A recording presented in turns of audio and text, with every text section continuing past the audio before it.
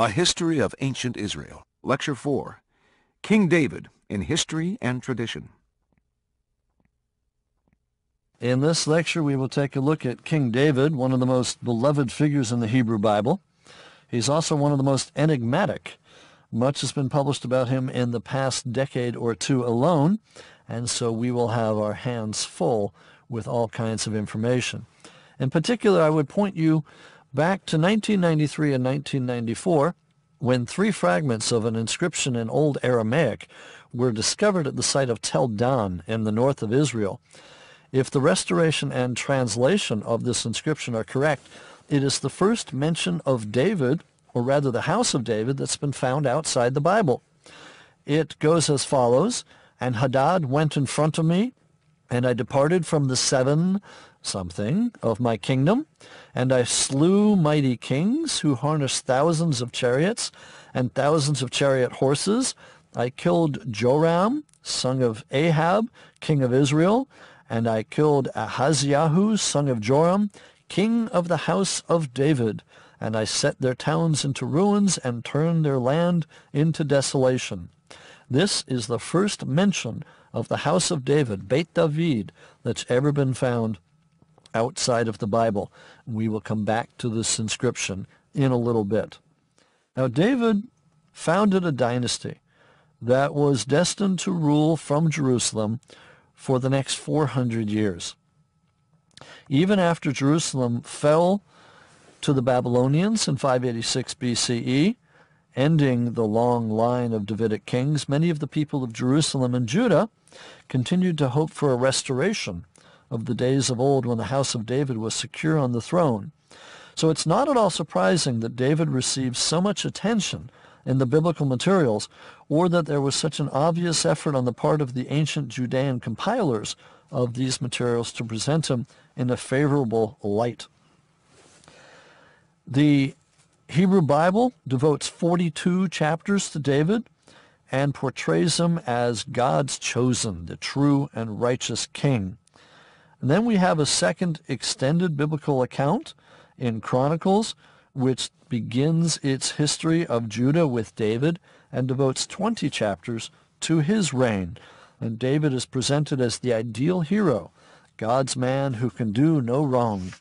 And then finally, David is associated by tradition with the book of Psalms, where 13 of the individual psalms are connected with particular moments in his career. Now, still, there are a number of basic questions that face anybody trying to study David's reign and the period of the United Monarchy. Can archaeology or other sources throw light on the transition that is taking place in Israelite society, that is from tribal life back in the period of the Judges to the time of a centralized monarchy? Does archaeology actually indicate that a mighty kingdom existed, such as was described in the biblical sources? And to what extent are all the elaborate commercial and political relations that are described in the Bible actually reflected in the archaeology remains? Unfortunately, the extra-biblical evidence, the evidence outside the Bible for the period of the United Monarchy, is sparse, is often controversial, and does not provide unequivocal answers to these questions. So once again, although we can try to trace the history of this period, there are many debates that are ongoing and many questions that are still left unresolved, which, at least in my mind, makes this period even more interesting and still relevant to today than ever before. Now, let me begin by saying there have been no fewer than 4 or 5 books published on David in the last decade alone, even in the last couple of years, and that one of the conclusions that these authors came to is that David was not someone whom it would be wise to invite home to dinner. So he is not the absolutely wonderful person that one might expect. And indeed, another author has described the story of David as reading more like a modern soap opera. Plenty of sex, plenty of violence, and lots of struggles for power. So again, something that would appeal to the modern-day reader. David is described as a charismatic leader who, and I'm quoting here, played exquisitely, fought heroically, and loved titanically, end quote. Well, it's become customary in scholarship about the Bible to divide the stories of David into two sections, each of which has its own themes. One section would be the history of the rise of David. That would be the stories in 1st and 2nd Samuel about how David came to power and came to be the king. And the other would be the so-called succession narrative, which is mostly in 2nd Samuel and the book of 1st Kings, in which it talks about life once David was king. Now, it's debated as to when each of these books was written and actually consolidated, but overall we get a picture of what life was like for David. We also seem to have two separate themes in here, one strand of which is written from a northern perspective, that is, the land of Israel in the north, and the other of which is written from a southern perspective, that is, the land of Judah in the south. Of course, these divisions, North Israel and South Judah, are not going to take place until after the reigns of David and Solomon, when the united monarchy split into the divided kingdoms. But it will come into play because it is during the reign of the divided monarchy that these accounts are most likely consolidated and written down. So as might not be unexpected, we have stories of David written by several, or at least two, different perspectives. The stories about David's rise to power may be familiar to most of you, but again, let me run through them briefly to bring everybody up to speed. David is going to be anointed as king by Samuel. He fights with Goliath. The famous fight between David and Goliath is well known. But let's begin at the beginning. We're told that Samuel meets with Jesse, David's father, who brings all of his sons to see him. But Samuel puts out the proverbial question, are all your sons actually here? One is in fact missing, the youngest, namely David, who has to be called in from tending the flock. We are told of David's rise to power, where he starts out being a minstrel for Saul during his melancholy period, but rapidly is promoted from being Saul's minstrel to being his armor bearer. He then has his first successes as a young warrior and a commander, so that the women sing that Saul has slain thousands, but David has slain 10,000s. And then there is the famous friendship between Saul's son Jonathan and David, which eventually serves to increase the mistrust of Saul as he becomes increasingly unstable. There is a fight, a quarrel. Saul tries to kill David, and David then runs away and returns back to Judah, his homeland, where he becomes a mercenary, maintaining and leading his own personal troops. We're told of at least 600 such men that are mentioned, and David leads a life as a warrior. He is said at this point in his career to have been a kind of a bandit, an outlaw, who was tolerated rather than admired. In fact, though, he will have served a good purpose in Judah at that time, which was independent. And we are told that David operated in large part with Saul pursuing him.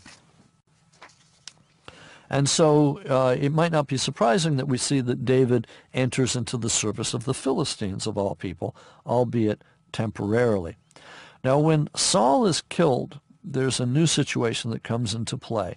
Once David becomes king, his kingdom assumes a very different character from that of Saul's. Saul had been coming from a tradition of charismatic leaders. He was a military king, king of a nation, but he didn't have a permanent foundation among the tribes. Saul had no real residence. He had no effective administration. David, on the other hand, gets himself a residence, gets himself a very effective administration. But he wasn't necessarily a charismatic leader, that is, in terms of what it meant back previously, that is, ruling from God, by God, and of God. He's a warrior. He's supported by his troops, their successes. He is independent of the tribes, and he becomes king over the territory by being a proven man. He rules over a nation which is limited and yet is going to expand quite fast. Now, we are told quite a number of stories, which we don't need to go into detail about them here, but they involve Saul's daughter, Michal. In particular, we are interested, though, in the story of how David takes possession of Jerusalem. David had first ruled from Hebron for about 7 years. He had expanded his territory to the north, and in expanding territory to the north, he decided that the city of Hebron was not suitable to being his capital anymore. He wanted a city that was politically neutral, geographically neutral, and one which was relatively isolated. Now, Jerusalem itself is in a rather interesting position. It's high up on the hills of the hill country which we mentioned earlier, but it is not at the crossroads of any great trade routes. It is geographically separated from most of David's territory. It's politically neutral, if you want to put it that way. And from this, his new capital, David could rule both north and south without any baggage brought to it. And so the formulation of his kingdom is what seems to be David's foremost achievement. It was a personal achievement that he made, but in the long run, it's his capture of Jerusalem that may have been the most important. I would consider David's capture of Jerusalem from the Jebusites somewhere around the year 1000 BCE to be among the 10 most important conflicts for Jerusalem fought in its history. And I should mention that there have been more than 100 battles fought for control of Jerusalem over the past 4,000 or 5,000 years. But David's capture of Jerusalem is what brought Judaism to the city and began a long tradition and association of the city with three of the great religions of the world: Judaism, Christianity, and Islam. So our time is about 1000 BCE. The Jebusites are controlling the city, and David is going to capture it. There is only one really good way to capture the city of Jerusalem, and that's from the north. The city is protected on three sides by deep wadis or ravines. It's only on the north that one can really capture the city, and time again, this is how the city is in fact captured. Unfortunately, we're not exactly sure how David captured Jerusalem.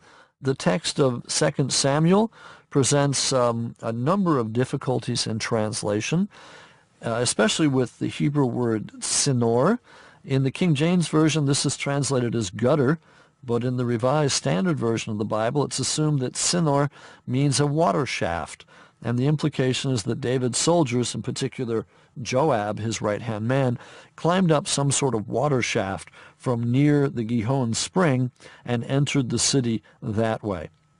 However, the New English Bible translates sinor as a grappling iron, and others translate sinor meaning ladder or anything else. So, in other words, we're not exactly sure how David captured the city. For the very long time, people were pointed to something called Warren's Shaft, and it was discussed that this was how Joab climbed up the city. But it can now be shown that Warren's Shaft was not in use until about the year 800 BCE, a good 200 years after the time that David captured the city. Instead, within the last couple of years, rescue operations, archaeology conducted in the vicinity of the Gihon Spring on the eastern side of Jerusalem, have now shown that the Canaanites built fortifications, towers, and walls designed to protect the Gihon Spring, the only water source for Jerusalem, as early as the 18th century BCE, that is, about the time of Abraham. These constructions would have been already 800 years old by the time David came along, and they are perhaps the tzinor that allowed Joab to climb up through the water system and enter into the middle of Jerusalem sometime around midnight. He and his men would have killed the guards at the gate, opened up the gates to Jerusalem, and in marched David and his men. And thus Jebusite Jerusalem became Israelite Jerusalem. Now at this time, Jerusalem is on the eastern spur. There are two spurs of land running side by side, and David is capturing the easternmost of these, in fact the southeastern.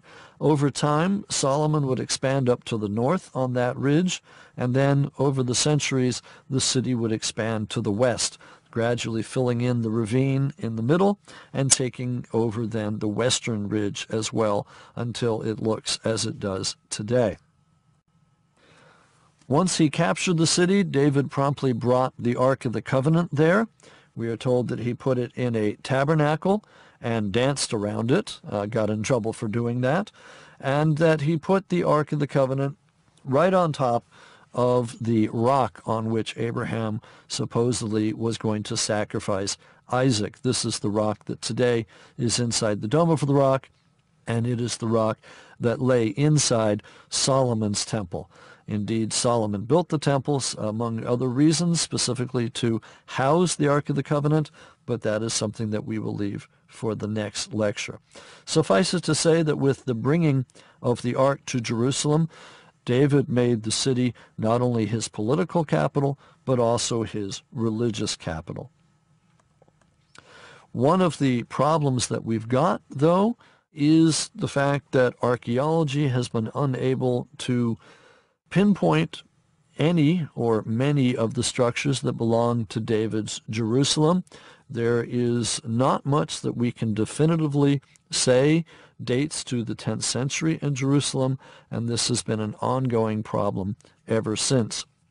Kathleen Kenyon excavated in Jerusalem, Yigal Shiloh excavated in Jerusalem, as have other people, and there have been a number of instances in which people have said, aha, this dates to David's reign, only to have other archaeologists disagree with them. The most recent that I would point to are the excavations of Eilat Mazar, where she has identified a large building recently uncovered as possibly a palace or the palace of David, but this remains to be proven. We need more excavation. The other aspect that David's capture of Jerusalem has given rise to is the political ramifications, and indeed that original battle fought between David and the Jebusites 3,000 years ago for control of Jerusalem is still being fought today, mostly because the modern Israelis claim to be descendants from the Israelites, and the modern Palestinians claim to be descendants of the Canaanites and the Philistines. In particular, Yasser Arafat used to say things like, and I quote here directly, "Our forefathers, the Canaanites and Jebusites, built the cities and planted the land. They built the monumental city of Beer-Salim," that is Jerusalem, end quote. So we have today, in the modern political and physical battles between Israelis and Palestinians, still the original battle between David and the Jebusites, the Israelites and the Jebusites, being fought still some 3,000 years later in the modern politics today. As Ephraim Karsh, a professor in London, has said, it's not that the Middle East leaders are suddenly big believers in the Bible or avid readers of history books. The obsession with the past is geared toward reinforcing the modern foundations of power, end quote. And I would agree with Professor Karsh that here those who control the past are able to control the present, and so Jerusalem and David's battle for it still figure prominently in the discussions today. Well, back to ancient history, once David has captured the city, we find him in collusion, shall we say, with the famous Bathsheba, with whom he falls in love after seeing her bathing. And it is after the union of David and Bathsheba that we get the birth of Solomon, who will continue his father's process of expansion of the kingdom or empire and ruling over what we now refer to as the United Monarchy. Let us now return back to those three fragments of the Aramaic inscription that were found at Tel Dan in 1993 and 1994. These fragments mention the house of David, as well as the kings of both Israel and Judah. When they were first found, they were dated to the 9th century BCE.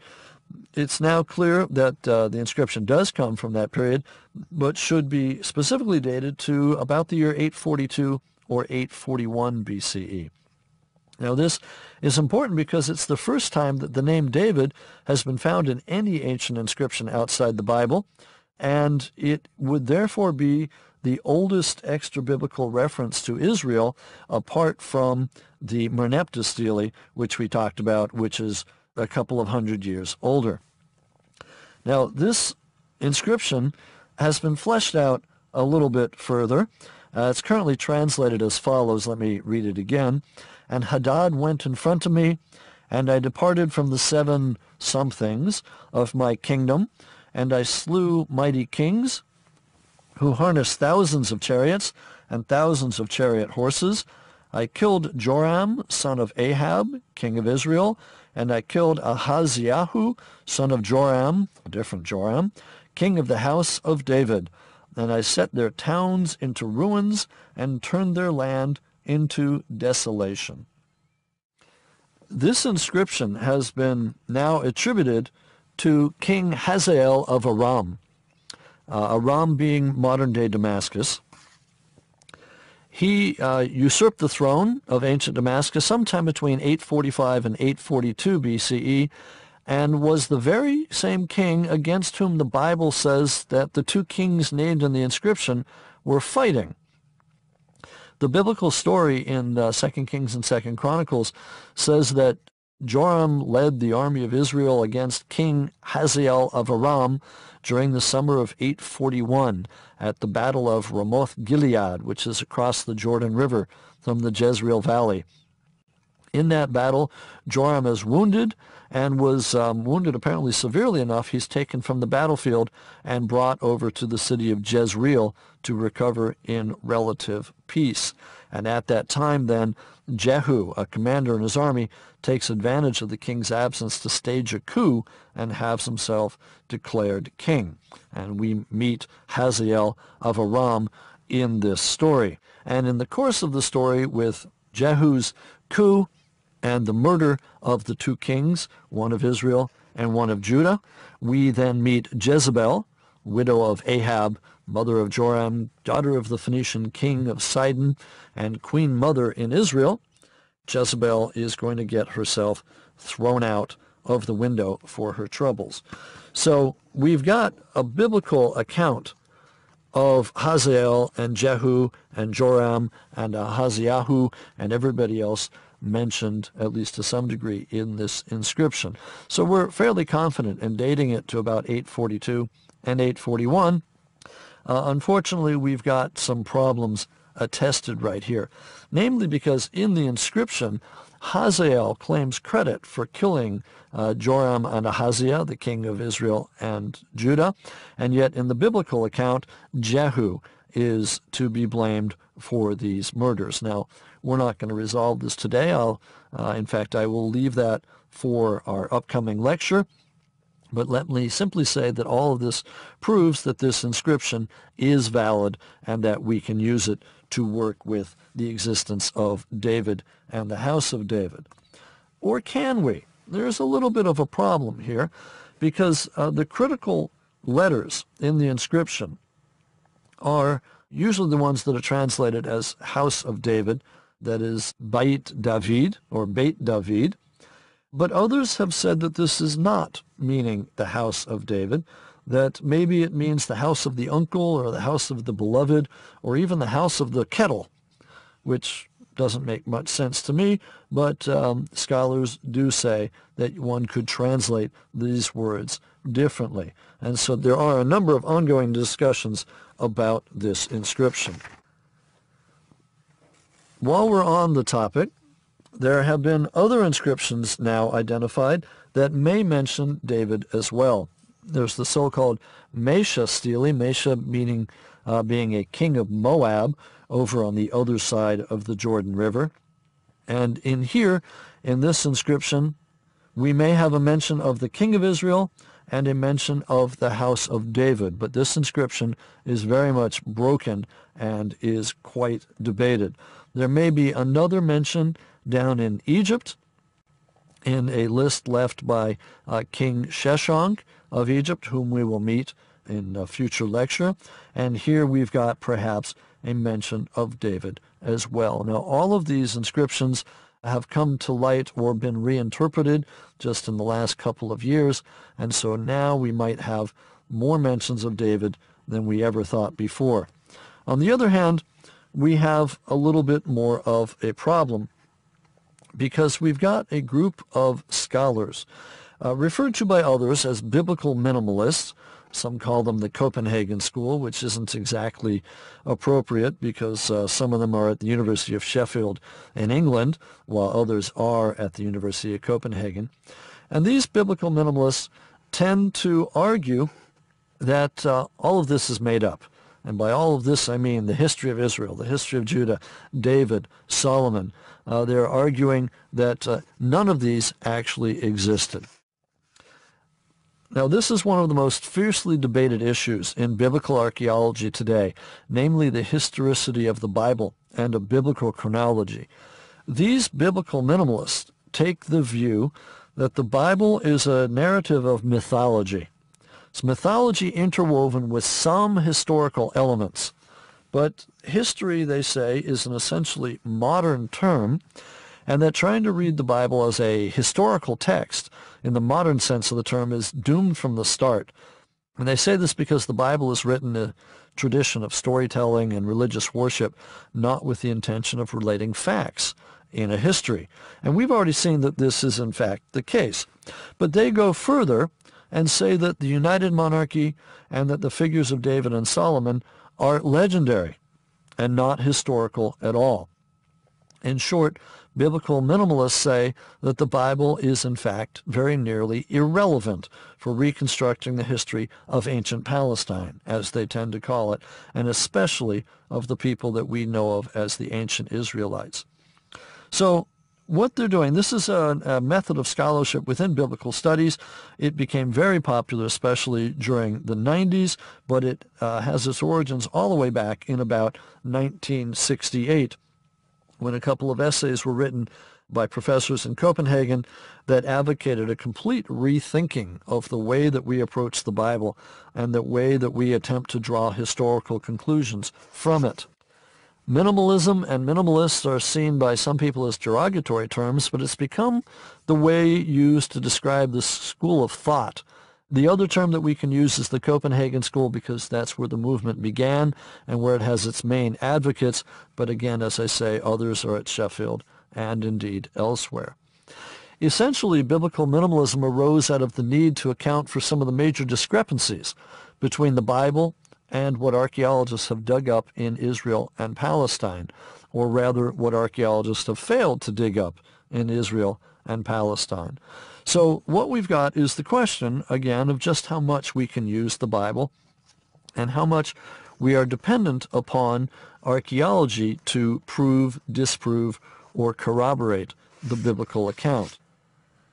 In this case, the arguments about the legitimacy of David and whether he existed or not can be put into a larger context in which these minimalists are questioning pretty much anything that happens in the Bible.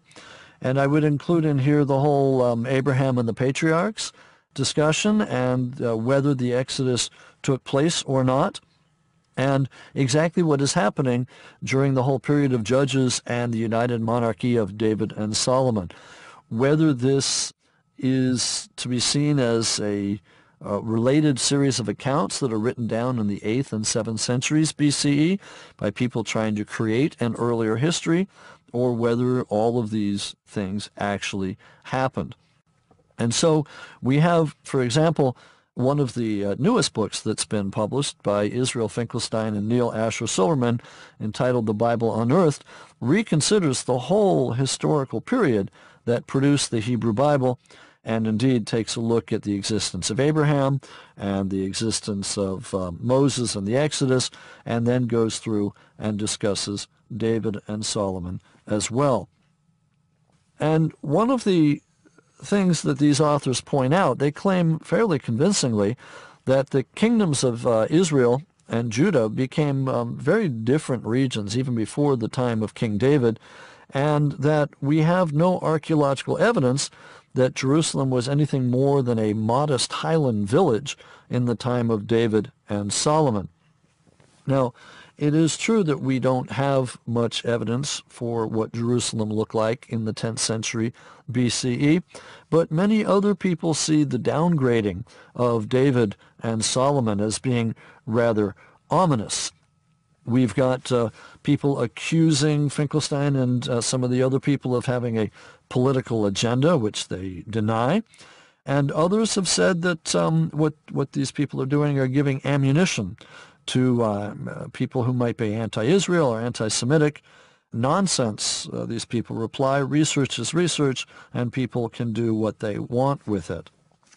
What we've got here, however, is a classic dilemma.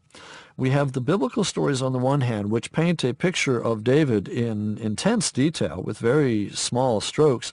On the other hand, we've got absolutely no archaeological evidence to prove any of this, and we had, until the finding of the Tel Dan stele, no extra biblical evidence mentioning David whatsoever.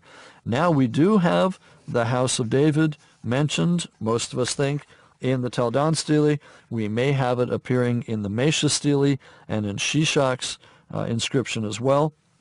So there is now good evidence that someone named David actually did exist, but whether it is the biblical David or some other David is still being argued today, and this is a topic that continues to generate controversy and more books. We have not seen the last of them, that's for sure. Basically, we have a pitched battle being fought between those who consider the Old Testament to be reliable and those who, on the other side, say that it contains pure mythology. And our King David is caught right smack in the middle of this. Solomon is also caught here as well, and it is in the next lecture that we will take a look at Solomon and his reign, both from the point of view of the biblical account and the point of view from the archaeology and any extra biblical text that we may have. So David and Solomon and their united monarchy, on the one hand, continue to fascinate, and on the other hand, continue to resonate today in all of the scholarship and arguments ongoing. After listening to Lecture 4, a student posed this question to Professor Klein. How can we resolve whether or not David existed? Let's listen to the professor's response. The way to resolve all of these issues on this question is, as we say in archaeology all the time, we need to do more digging. We need more excavations. It's only through more inscriptions, which undoubtedly are out there. If David did exist, there are other inscriptions that mention him or mention the house of David, and if they exist, they will eventually be found. If David did capture Jerusalem and did build up Jerusalem, as the Bible says, then there will be buildings, there will be artifacts there, and these simply remain to be found. Of course, the problem is that Jerusalem is completely inhabited as a modern city today, so it's very hard to find anything. But if Eilat Mazar is finding anything today in terms of her recent excavations, if her Palace of David does indeed turn out to be both a palace and belonging to David, then we may well be on our way to being able to resolve the issues that at the moment are being fiercely debated. This ends Lecture 4. Remember to visit this course's webpage at www.modernscholar.com, where you'll find additional information about the lectures you just heard. A History of Ancient Israel, Lecture 5, King Solomon in History and Tradition. In this lecture, we'll take a look at King Solomon. That is King Solomon in History and Tradition. Solomon is renowned for his wisdom, his wealth, and his wives, and he's credited in the Hebrew Bible with ruling over an empire that stretched from Egypt to the Euphrates. However, like David, Solomon and his accomplishments have become the subject of recent controversies and debates, including his building activities at the sites of Jerusalem and Megiddo, among others. Solomon's reign was considered to be the golden age of Israelite and Judean history, or at least that's what one would conclude from a casual reading of the biblical account. His reign lasted 40 years, approximately 970 to 930 BCE, and we're told that he was buried in Jerusalem, the city of David, his father, which Solomon had expanded magnificently. The people that compiled the Hebrew Bible depicted Solomon as an exceedingly wise, exceptionally wealthy, and extremely powerful ruler. And as mentioned, his empire is supposed to have stretched from the Euphrates River to the Egyptian frontier. In the book of Chronicles in the Hebrew Bible, the chronicler pressed these claims even further, neutralizing any negative aspects from Solomon's reign and elaborating on his role as builder of the famous temple in Jerusalem and co-founder with his father David of the Israelite religion and the cult at Jerusalem. And various things in the book of Proverbs and Ecclesiastes and even the Song of Songs appear to credit Solomon for their wisdom. So it's not surprising that his reign later came to be regarded as the epitome of splendor and opulence and even wise government. But a careful examination of the biblical text, probing beneath the sweeping generalizations, reveals certain ironies. For example, wealthy Solomon developed cash flow problems. Powerful Solomon was troubled by adversaries very close to home. And wise Solomon apparently exploited his people through forced labor and other practices of a despot that the bulk of his kingdom chose to break away after his death.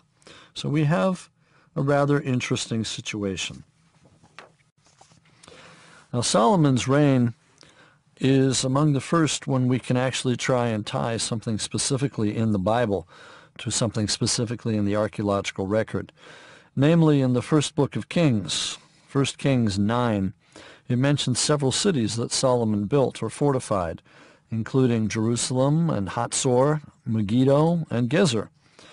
And archaeological excavations at these sites, all four of them, have revealed layers of building and fortification remains that were dated to Solomon's reign and which do in fact suggest, both by their large scale and their similar design, that they were centralized, a royal building program perhaps.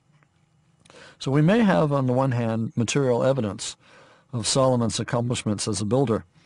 On the other hand, that same evidence shows that his accomplishments were rather modest when you compare them to the kings of Egypt or the great kings of Mesopotamia. So let us take a look then in detail at Solomon, both his tradition and his history, and then see if we can tie it to anything in the archaeological record. Now, as mentioned, Solomon is particularly known for his wealth, his women, and his wisdom. We're told in 1 Kings, thus King Solomon excelled all the kings of the earth in riches and in wisdom, and the whole earth sought the presence of Solomon to hear his wisdom, which God had put into his mind. And of course we're told the story of the two women who both claimed that the infant was theirs, and Solomon said, "We'll cut the child in half, and you can each have a half." And the mother said, "No, no, no, let him be. The other woman can have it." Solomon in his wisdom realized that only a mother would rather give up her child than have it cut in half. And so he gave the child to the proper mother. So Solomon's wisdom has come down through the ages. Solomon is also known for his wives, and we're told again in the book of 1 Kings, "Now King Solomon loved many foreign women, the daughter of Pharaoh, and Moabite, Ammonite, Edomite, Sidonian, and Hittite women. Solomon clung to these in love. He had 700 wives, princesses, and 300 concubines, and his wives turned away his heart." So we're told that he had a total of 1,000 wives and concubines, and that these women turned his heart after other gods. And indeed we're told that he built sanctuaries to the gods of the Moabites and the Ammonites respectively, and therefore God became angry with Solomon and sent adversaries. We are also told of Solomon's wealth, that he had an abundance of silver and gold. And in 1 Kings we're told, now the weight of gold that came to Solomon in 1 year was 666 talents of gold, besides that which came from the traders and from the traffic of the merchants, and from all the kings of Arabia, and from the governors of the land. King Solomon made 200 large shields of beaten gold. 600 shekels of gold went into each shield. The king also made a great ivory throne, and overlaid it with the finest gold. So our sources come from 1 Kings for the most part. We're also told of the Queen of Sheba coming to visit, and various other things as well. In fact, the Queen of Sheba may be Solomon's lasting claim to fame. She exchanged costly gifts with him, but we'll come back to that in a minute. Now, overall, our discussions of the biblical and the archaeological materials that pertain to Solomon lead us to a couple of conclusions. First, the biblical account in Genesis through 2 Kings serves as our primary source of information, just as it has for all the earlier periods of biblical history that we've been talking about. The account given by the chronicler in the Hebrew Bible is of no real help, nor is there much of consequence that can be found about Solomon from any other biblical sources. Another item to point out is that the presentation in the Hebrew Bible consists largely of extended descriptions of Solomon's cultic activities and sweeping claims about his great wealth and wisdom and international prestige. So that when you probe beneath these, as we've mentioned, you get rather disappointing results, and the meager information that we've got today simply does not support the sweeping claims.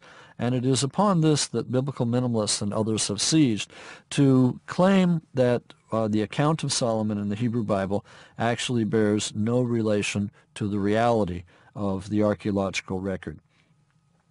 Now, if we begin to read between the lines, it seems pretty obvious that Solomon inherited a kingdom from David that was not unified in any means.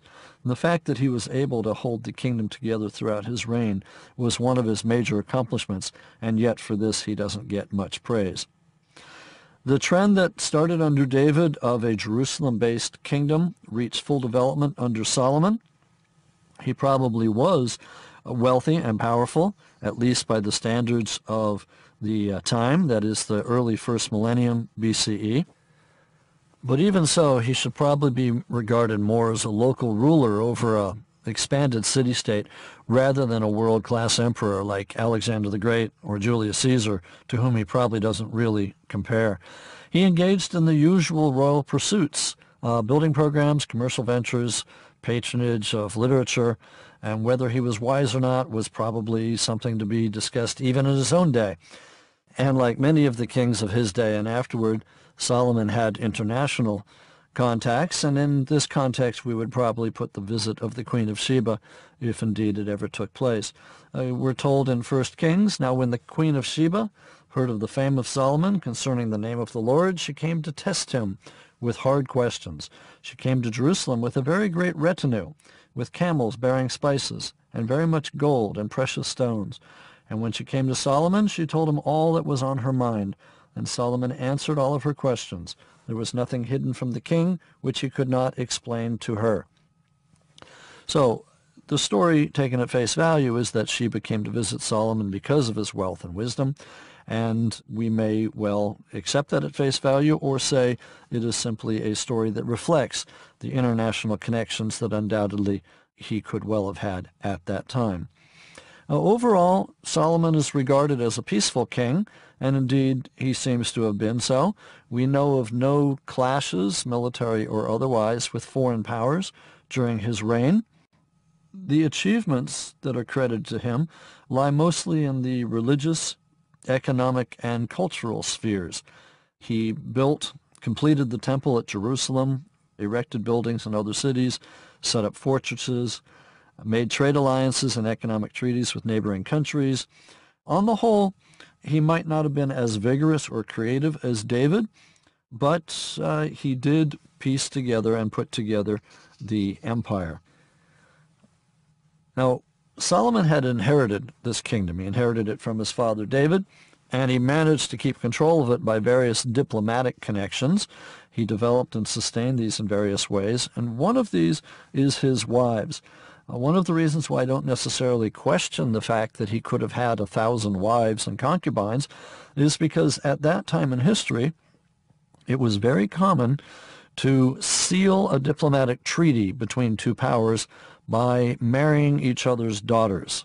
That is, you put together some kind of diplomatic treaty, and in order to cement it, make sure either side follows it, each king would then marry the daughter of the other king. So a lot of the women that we see in Solomon's palace may well have gotten there because of the various peace treaties that he signed with his neighbors, with the Moabites, the Ammonites, the Edomites, the Sidonians, the Hittites. It's very easy to see the background of foreign politics as underlying all of these marriages, because these are women of the very countries that Solomon would wish to have been at peace with, both right around his country and further beyond. And in particular, the daughter of the king of Egypt, who Solomon marries, plays a pretty prominent role. She's mentioned about 5 different times, and this confirms that he wanted to be friends with Egypt. So he also then cultivated extensive trade relationships, sends voyages to the land of Ophir that bring back gold and valuable wood and other luxuries. And since his Israelites were not seafarers themselves, he is supported in this by the king of Tyre. That is the king from the coast of Lebanon, where we've seen the Phoenicians were already, and in fact these would indeed be Phoenician seafarers that are helping out King Solomon. The king of Tyre, we're told in the book of 1 Kings, put shipwrights and sailors at his disposal, and Solomon had the city of Etzion-Geber constructed as a harbor for his fleet on the northern coast of the Gulf of Aqaba. And excavations has confirmed that the city, which has been found, may indeed have been begun by Solomon. Now, it's often said of this peaceful era that this is the time when Israel made associations with the international world, when it became open to the spirit of the age. Arts and learning flourished, great buildings were erected, literature was collected. But where did it take place? Well, it took place in Jerusalem, and really nowhere else. So it really is at Solomon's court that his enlightenment and wisdom had its greatest effect. But still, as we say, this whole development must be seen in fairly modest terms within a small area. It is now very highly doubted that the empire stretched from Egypt to the Euphrates. More likely it was about the bounds of the modern state of Israel as it exists now, if even that. Now, this age of Solomon should not be underestimated, but it should be appreciated because immediately upon his death, violent conflicts broke out, and the united monarchy is going to split into the divided kingdoms. The city with which Solomon's name is forever linked is the city of Jerusalem, even though little or nothing of what he built there has actually been identified by archaeologists. In terms of Solomon's temple and Solomon's palace, we are told that they were built to the north of the Jebusite city, that city that David had captured. The Jebusite city was on the southernmost part of this eastern ridge. Solomon then built up the northern part of that eastern ridge, and this is where the Temple Mount lies today. It was not easy to build there. It was a very narrow ridge. Solomon's workmen and his architects, his construction engineers, would have been hard-pressed to build up in that area.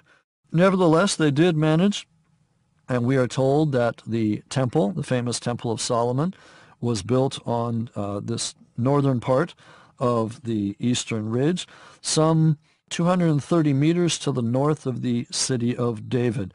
That would be, let's see, about 750 feet or so to the north of the Jebusite city, joined the two of them by a narrow strip. But again, I should say that none of this has been substantially confirmed by archaeology, in part because this city has been built and rebuilt so many times over the last couple of thousand years.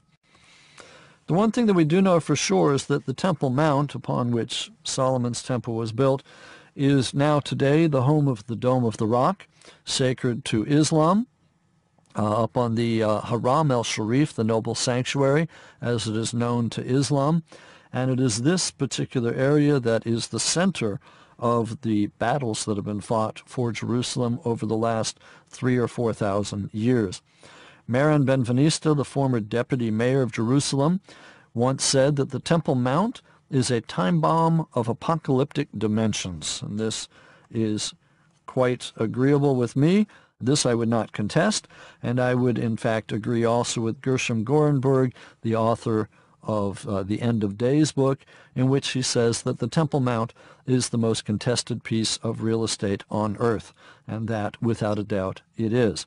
So all this begins, in fact, well before the time of Solomon.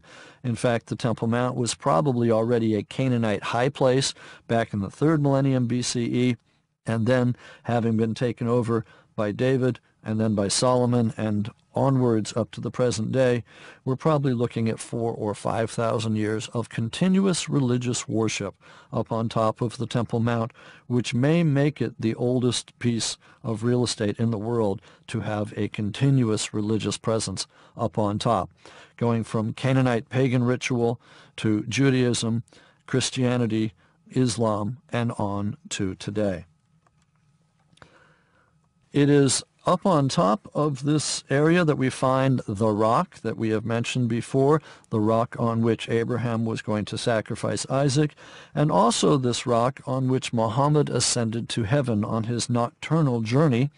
And today, if you go look at the rock inside of the Dome of the Rock, if you can get in, your tour guide will point to a couple of indentations in the rock, and depending on the story that he or she tells you, will say either these are the marks made by the legs of the Ark of the Covenant, or these are the marks made by Muhammad's horse or steed as he leaped up to the heavens, or by the ladder as he climbed up to the heavens. So this one area on the Temple Mount, the Haram el-Sharif, is now sacred to 3 of the world's major religions, Judaism, Islam, and Christianity. Well, this all then begins in terms of building practices with Solomon. He is the one that puts the temple up on top, and we are given detailed descriptions of Solomon's temple, both in the book of Kings and the book of 2nd Chronicles in the Hebrew Bible. And to these we can add the first-hand evidence of Ezekiel, but unfortunately we don't know all the details. We're told that the temple was begun in the 4th year of Solomon's 40-year-long reign, and that this was also the 480th year after the Exodus from Egypt, as you may remember. Solomon's building projects took exactly half his reign, we're told, 20 years, and of those 20 years, 7 years of that time was devoted to the building of the temple. The problem here, we have symbolic numbers. 4, 40, multiples of 40, and 7, and we may not want to take these numbers literally. Suffice it to say that we are told that Solomon builds the temple, and it takes a fair amount of time and probably a great deal of money. Well, when Solomon begins to build the temple, Hiram, the king of Tyre, agrees to supply building materials and skilled workmen. Solomon himself raises a levy of forced labor for the project, and so it begins. There is an elaborate description of the temple, and we are told altogether between the building of the temple and the palace and associated royal buildings that we've got 20 years in all. In addition, we're told that Solomon hired a bronzesmith from Tyre who made bronze fixtures and furnishings for the temple. And when all the work was completed, Solomon stored in the temple all the things that David had dedicated, silver, gold, and vessels, including the Ark of the Covenant.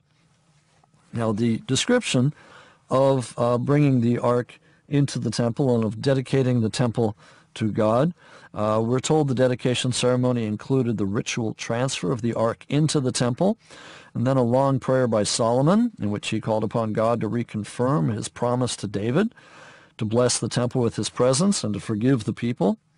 Then elaborate sacrifices and peace offerings, followed by a great feast. And after the people returned back to their homes, God appeared to Solomon and assured him that his prayer would be answered depending upon the king's faithfulness. We are then told a number of other items that seem to be appended into the text at this point, and they pertain in one way or another to the completion of the building program. Solomon gives 20 cities to Hiram of Tyre in payment for everything that Hiram had contributed. We are told that the daughter of the Egyptian pharaoh is moved to her own house. We are told that Solomon built the Millo, M-I-L-L-O, though we don't actually know what the Millo is, and that Solomon then began to offer burnt offerings and peace offerings in the temple 3 times a year.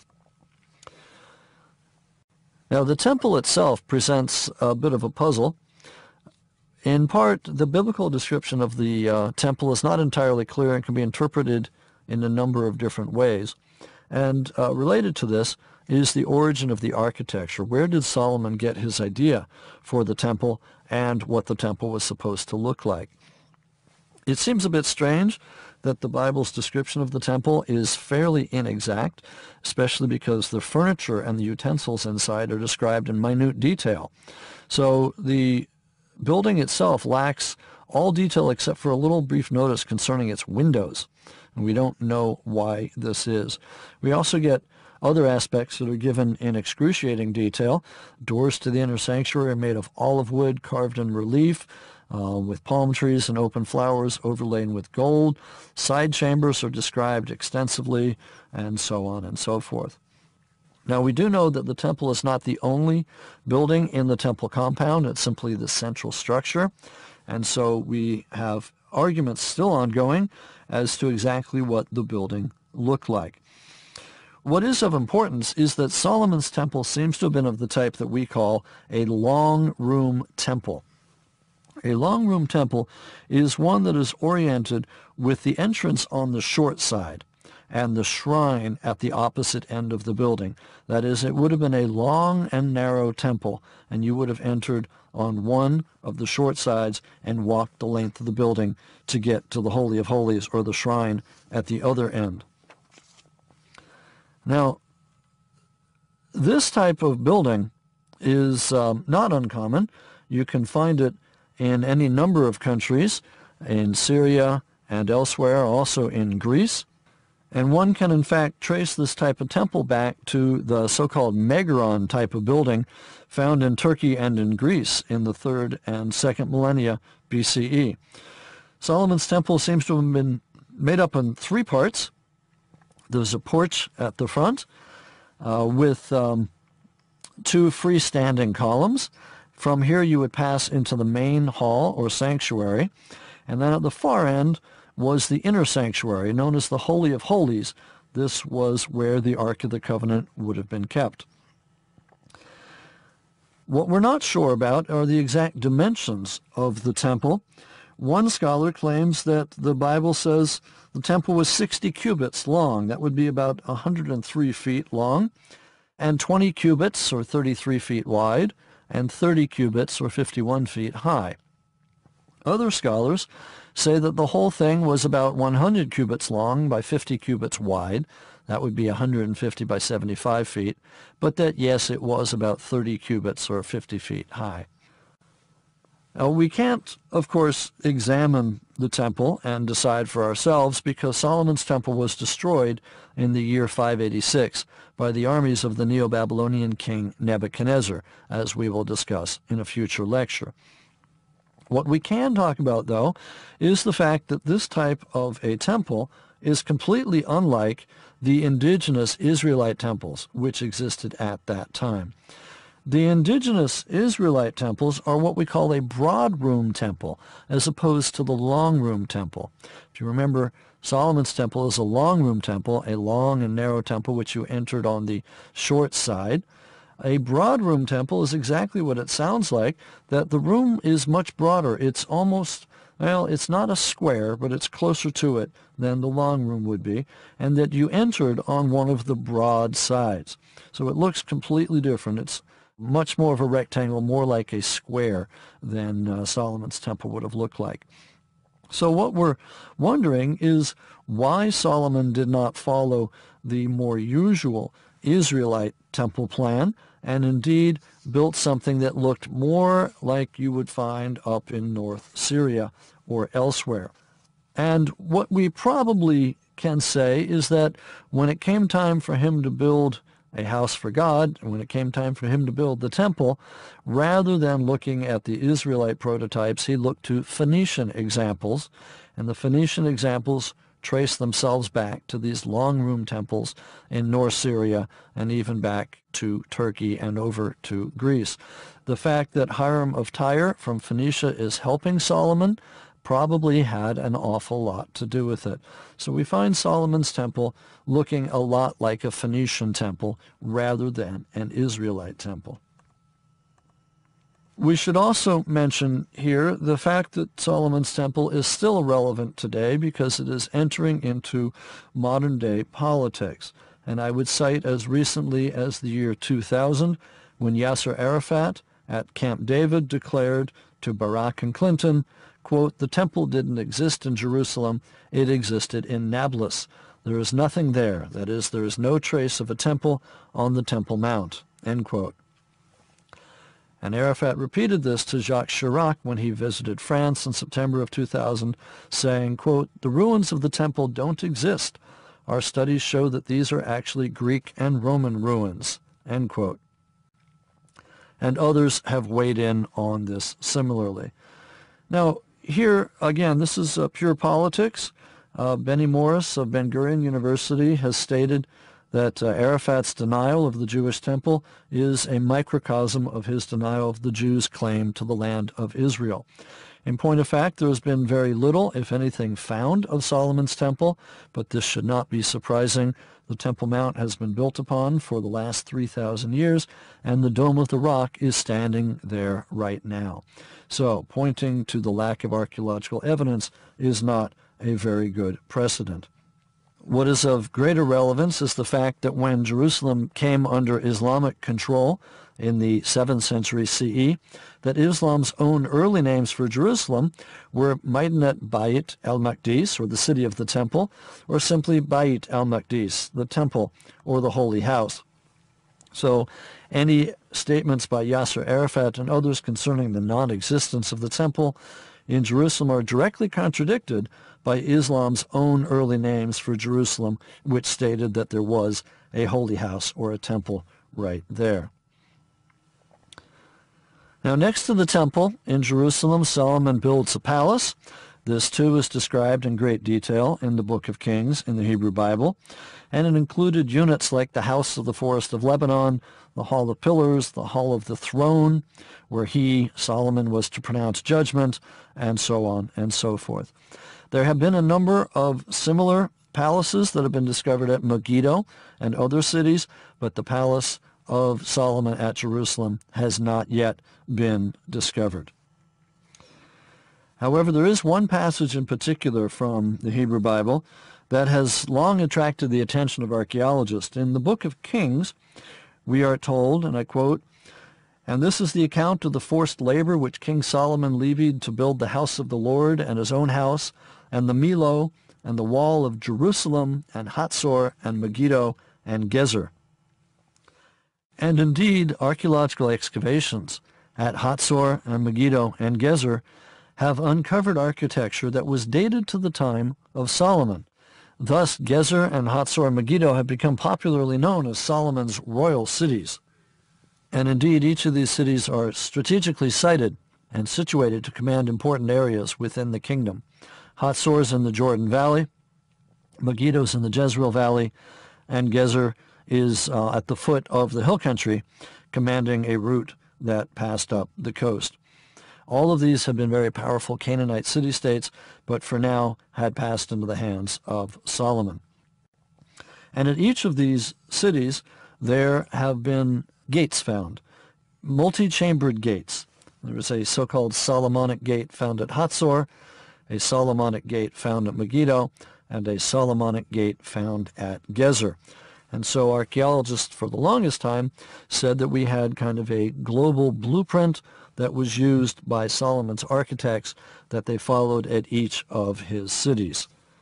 This is now coming under attack and under fire, and it seems now that all of these gateways may not, in fact, date to the time of Solomon, but in fact may be anywhere from 100 to 200 years later, at the very least that they may well date to the period of the divided kingdoms, that is, during the later part of the Iron Age. So all of this now brings us back to the present, where not only David but Solomon is under attack, and the whole question of the biblical account, which we have been walking through in this lecture, is again under some question, shall we put it that way.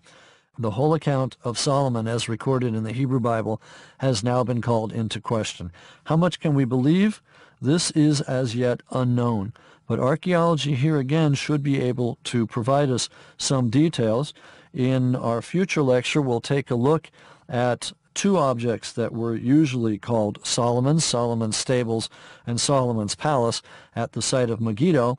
Both of these have been redated now to the time of the kingdom of Omri, or even later during the divided kingdom periods in Israel and Judah.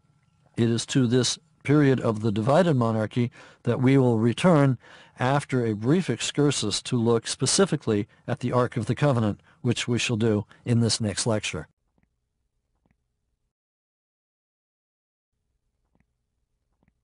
After listening to Lecture 5, a student posed this question to Professor Klein.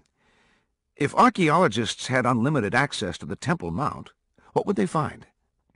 If archaeologists were allowed unrestricted access to the Temple Mount, and we were able to dig up whatever we wanted, wherever we wanted, with, of course, precise recording as we went, I think we would be absolutely astonished by what we found there.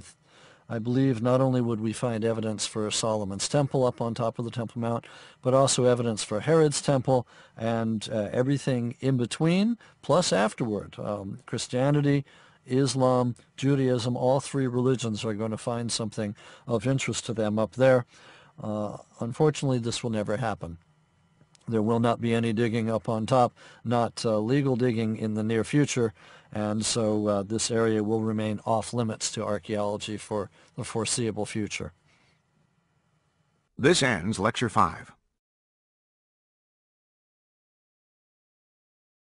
A History of Ancient Israel, Lecture 6, The Ark of the Covenant. In this lecture, we'll take a look at the Ark of the Covenant, that object made famous by Harrison Ford and Raiders of the Lost Ark. We'll take a look in part at what exactly was the Ark of the Covenant and where is it now. The Ark of the Covenant, considered to be the most holy and powerful object described in the Hebrew Bible, measured only 2.5 cubits by 1.5 cubits by 1.5 cubits. In other words, 4 foot 2 inches long by 2 feet 6 inches wide and 2 feet 6 inches high. Not a very big object. The description of the Ark of the Covenant is found in Exodus 25, lines 10 through 22. They shall make an ark of acacia wood.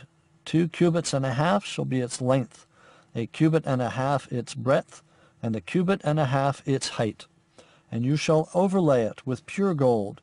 Within and without shall you overlay it, and you shall make upon it a molding of gold round about. And you shall cast 4 rings of gold for it, and put them on its 4 feet, 2 rings on the one side of it, and 2 rings on the other side of it. You shall make poles of acacia wood, and overlay them with gold. And you shall put the poles into the rings on the sides of the ark, to carry the ark by them. The poles shall remain in the rings of the ark, they shall not be taken from it. And you shall put into the ark the testimony which I shall give you. Then you shall make a mercy seat of pure gold. 2 cubits and a half shall be its length, and 1 cubit and a half its breadth. And you shall make 2 cherubim of gold, of hammered work shall you make them, on the 2 ends of the mercy seat. Make 1 cherub on the one end, and 1 cherub on the other end. Of one piece with the mercy seat shall you make the cherubim on its two ends. The cherubim shall spread out their wings above, overshadowing the mercy seat with their wings, their faces one to another. Toward the mercy seat shall the faces of the cherubim be. And you shall put the mercy seat on the top of the ark, and in the ark you shall put the testimony that I shall give you. There I will meet with you, and from above the mercy seat, from between the two cherubim that are upon the ark of the testimony, I will speak with you of all that I will give you in commandment for the people of Israel.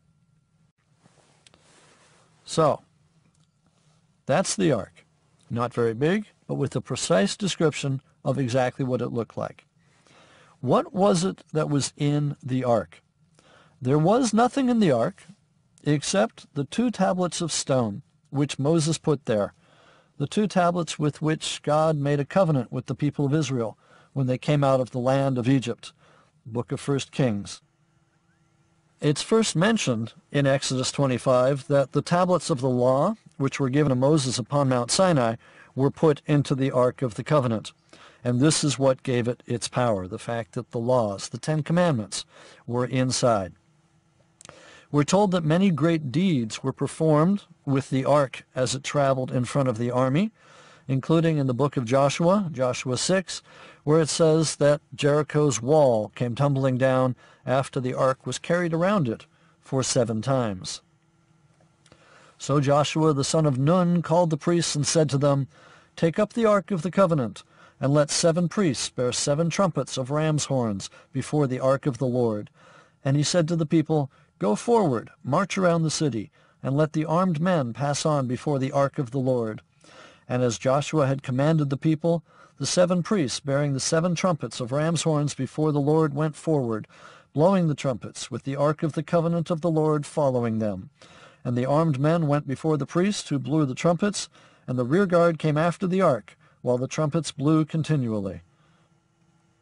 One of the more intriguing things to do with the ark is to try and follow its journeys as you read through the Hebrew Bible. If you do so, the journey would look something like this. The ark was first kept at the city of Shiloh. We're told this in Joshua 18 and the book of 1 Samuel 3. And it accompanied the Israelite army into battle.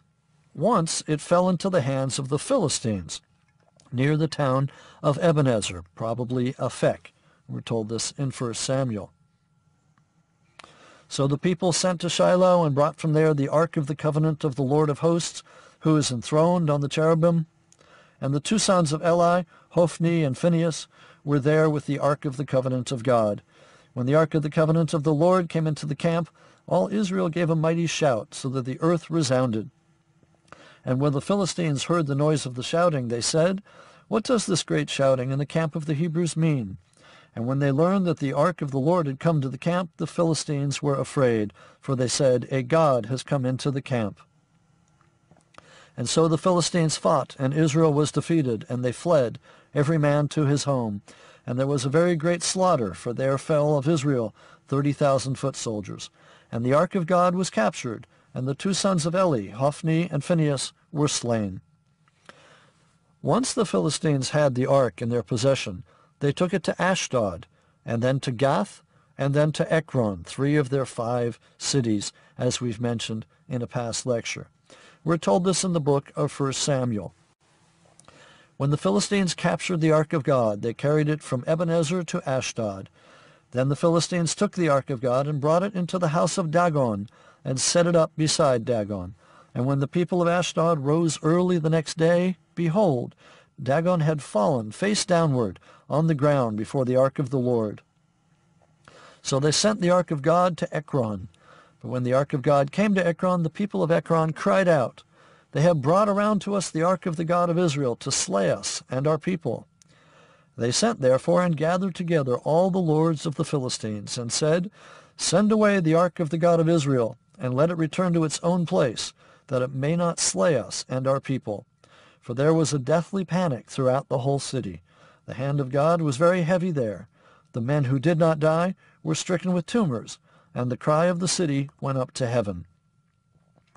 Since Shiloh had been destroyed, the ark then moved on. We're told this in Jeremiah 26 and in Psalms 78. When God heard, he was full of wrath, and he utterly rejected Israel. He forsook his dwelling at Shiloh, the tent where he dwelt among men, and delivered his power to captivity, his glory to the hand of the foe. He gave his people over to the sword, and vented his wrath on his heritage. Fire devoured their young men, and their maidens had no marriage song. Their priests fell by the sword, and their widows made no lamentation. So the ark was returned to Beth-Shemesh. 1 Samuel. Now the people of Beth-Shemesh were reaping their wheat harvest in the valley, and when they lifted up their eyes and saw the ark, they rejoiced to see it. The cart came into the field of Joshua of Beth-Shemesh, and stopped there. A great stone was there, and they split up the wood of the cart and offered the cows as a burnt offering to the Lord. And the Levites came down to the ark of the Lord, and the box that was beside it, in which were the golden figures, and set them upon the great stone. And the men of Beth-Shemesh offered burnt offerings and sacrificed sacrifices on that day to the Lord. And the ark remained there in Beth-Shemesh until a plague made necessary its transfer to Abinadab's house on the hill in Kiriath-Jearim. Again, we get the story in 1 Samuel. And the men of Kiriath-Jearim came and took up the ark of the Lord and brought it to the house of Abinadab on the hill. And they consecrated his son Eleazar to have charge of the ark of the Lord. From the day that the ark was lodged at Kiriath-Jearim, a long time passed, some 20 years, and all the house of Israel lamented after the Lord. Then comes David. David moves the ark to Jerusalem, where it was first placed in the house of Obed-Edom the Gittite for 3 months. We're told this in the book of 2 Samuel. And they carried the ark of God upon a new cart, and brought it out of the house of Abinadab, which was on the hill. And Uzzah and Ahio, the sons of Abinadab, were driving the new cart with the ark of God, and Ahio went before the ark. And David and all the house of Israel were making merry before the Lord with all their might, with songs and lyres, and harps and tambourines, and castanets and cymbals. And David was afraid of the Lord that day, and he said, "How can the ark of the Lord come to me?" So David was not willing to take the ark of the Lord into the city of David. But David took it aside to the house of Obed-Edom the Gittite. And the ark of the Lord remained in the house of Obed-Edom the Gittite 3 months. And the Lord blessed Obed-Edom and all his household. Finally, it was then moved into a special tent within Jerusalem. 2 Samuel 6 says, So David went and brought up the ark of God from the house of Obed-Edom to the city of David with rejoicing. And when those who bore the ark of the Lord had gone 6 paces, he sacrificed an ox and a fatling. And David danced before the Lord with all his might. And David was girded with a linen ephod. So David and all the house of Israel brought up the ark of the Lord with shouting and with the sound of the horn. And then, finally, the ark came to rest in a special permanent place in the Holy of Holies within the temple that Solomon built in Jerusalem. 1 Kings 8 tells us, And all the elders of Israel came, and the priests took up the ark. And they brought up the ark of the Lord, the tent of meeting, and all the holy vessels that were in the tent, the priests and the Levites brought them up. And King Solomon and all the congregation of Israel who had assembled before him were with him before the ark, sacrificing so many sheep and oxen that they could not be counted or numbered. Then the priests brought the ark of the covenant of the Lord to its place in the inner sanctuary of the house, in the most holy place, underneath the wings of the cherubim. So in sum, the travels of the ark go from Shiloh to Aphek, to Ashdod, Ashkelon, Gaza, then to Gath and Ekron, then Beth-Shemesh, then to Kiriath-Jearim, and then finally to Jerusalem, where it stays. Quite the travels over quite a number of years. So, if the ark ended up in Solomon's temple, where is it now? After the ark is moved into Solomon's temple, there is no further mention of it being carried to war or at festivals. Some scholars, basing their views on the fact that the ark is not mentioned among the vessels that were carried off into exile, or even brought back from Babylonia in the 6th century BC, suggests that the ark was no longer in Solomon's temple at the time that the temple and indeed the entire city of Jerusalem were destroyed by the Babylonians in the year 586 BCE. So the ark disappeared sometime between Solomon's time, let's say 930 BCE, and the time that the city is destroyed in 586 BCE. But when and exactly what happened? The book of 2nd Esdras, which is not found in many Bibles today, only in Bibles that contain the Apocrypha, books that did not make it into the regular Bible, the book of 2nd Esdras implies that the ark was destroyed. The author, who is lamenting over the fall of Jerusalem in 586, says, quote, "Our sanctuary is laid waste. Our altar is broken down. Our temple is destroyed. The ark of our covenant is spoiled." So one of the possibilities is that the ark was simply melted down. Another possibility is that it was captured and carried off, but if that happened, we have no record of it. There is a passage in the Talmud which says that the ark was hidden by King Josiah. Josiah was king in Judah from 639 to 609 BCE. We'll see him in a future lecture. And this passage in the Talmud says that Josiah hid the ark, quote, "in its place," end quote, or beneath the woodshed. Now we have no indication where this might be. In its place, under or beneath the woodshed, that could mean anything. But according to the Talmud then, Josiah hid the ark. This would have been less than 10 or 15 years before the destruction of the city by the Babylonians. And it is this statement in the Talmud that has led to a popular theory that the ark's present location is in a secret chamber carved deep beneath the Temple Mount in Jerusalem. And indeed, there are probably chambers underneath the Temple Mount, but no one has been allowed to go into them in recent time. Some ultra-Orthodox claim that the ark is indeed under the Temple Mount and will be revealed at the proper time, that is, when the temple is rebuilt on top of the Temple Mount.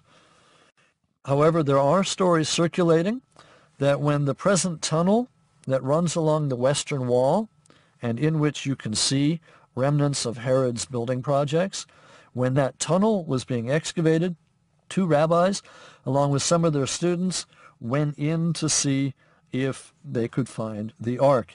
And in the course of these investigations, they noticed water seeping from the wall.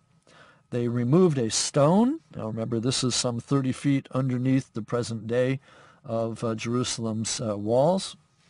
They moved a stone, revealed a vaulted chamber, and from here discovered another lower chamber, and in this lower chamber would be the Ark of the Covenant along with other objects. Unfortunately, supposedly the authorities got wind of these investigations and sealed up the entrances to these caves, and there are no photographs, nor drawings, nor anything else of these views that the people saw. And this is a common theme. Anybody that has claimed to have discovered the Ark of the Covenant, without exception, has then been unable to produce evidence that they've actually found it. No photographs, no drawings, no nothing. Now, numerous people have claimed that they found or that they know where the Ark is, perhaps elsewhere in Jerusalem. This includes people like Ron Wyatt, who has discovered Noah's Ark, Sodom and Gomorrah, the parting of the Red Sea, Mount Sinai, how the pyramids were built, and the Ark of the Covenant. He claims to have discovered the location of the Ark of the Covenant and in 1979 began excavations with his sons to go find the Ark of the Covenant.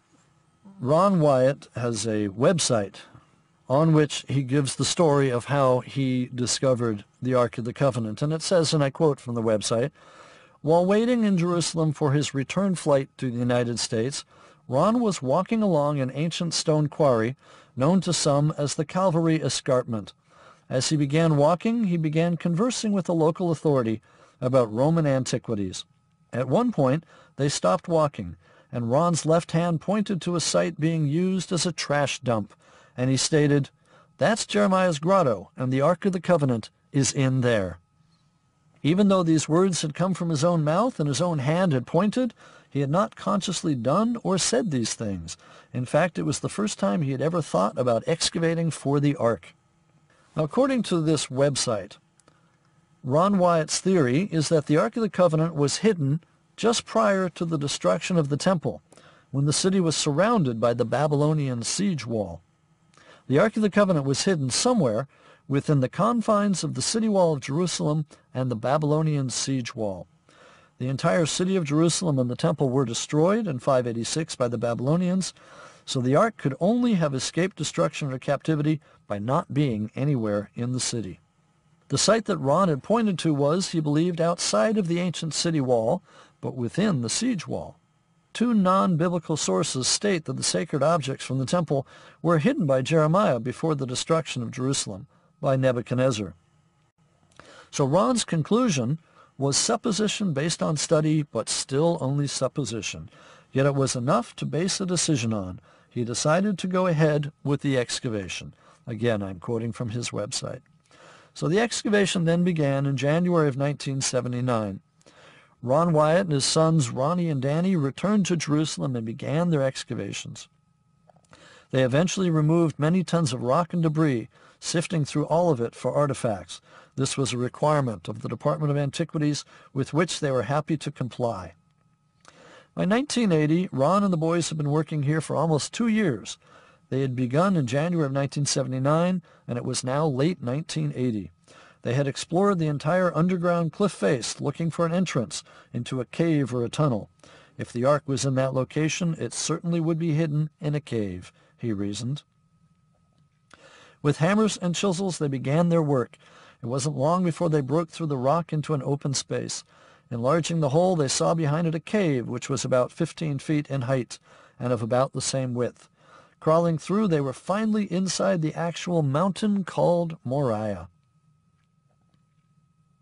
Elsewhere on his website, Wyatt records, and I quote, "Shining his flashlight down through the massive pile of large rocks, his eyes caught a glimpse of something shiny.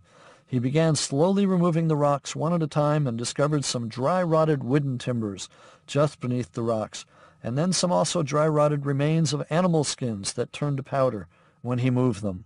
Animal skins were covering a gold-veneered table with a raised molding around the side, and they realized that this was, at the very least, an object from Solomon's temple.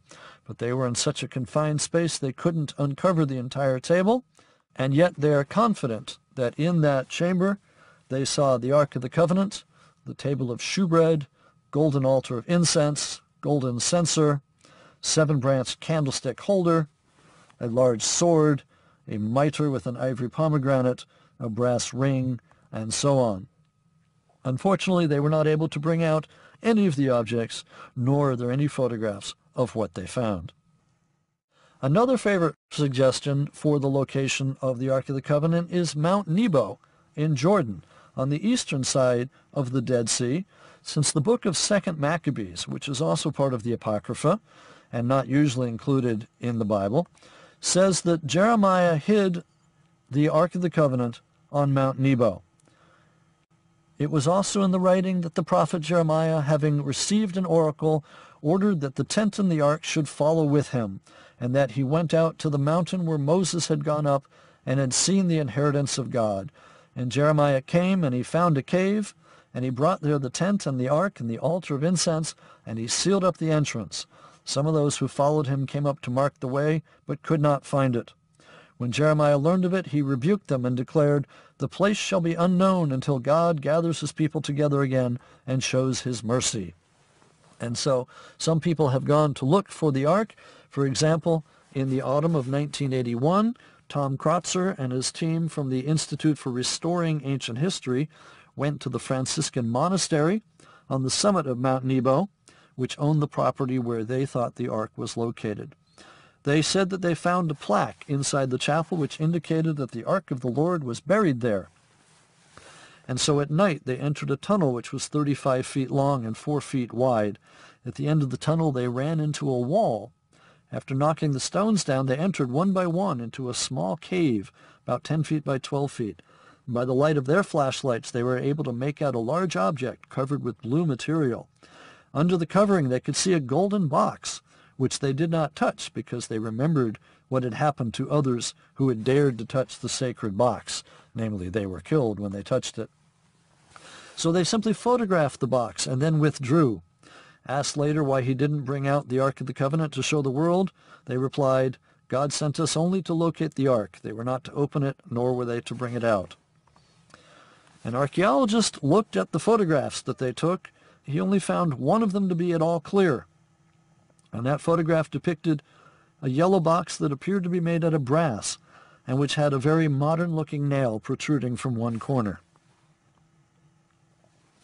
Others have suggested that the Ark is hidden somewhere near the Dead Sea on Jordan's west bank. This is usually considered in association with Qumran and the people of the Dead Sea Scrolls, which we'll take a look at in a future lecture. If this is so, then the Ark and the other artifacts are buried in one of the region's many caves, much like the Dead Sea Scrolls. In particular, one explorer, Vendell Jones, is convinced that the Ark is in one of the Dead Sea caves, based on information that's contained in the so-called Copper Scroll, which we will take a look at in a future lecture.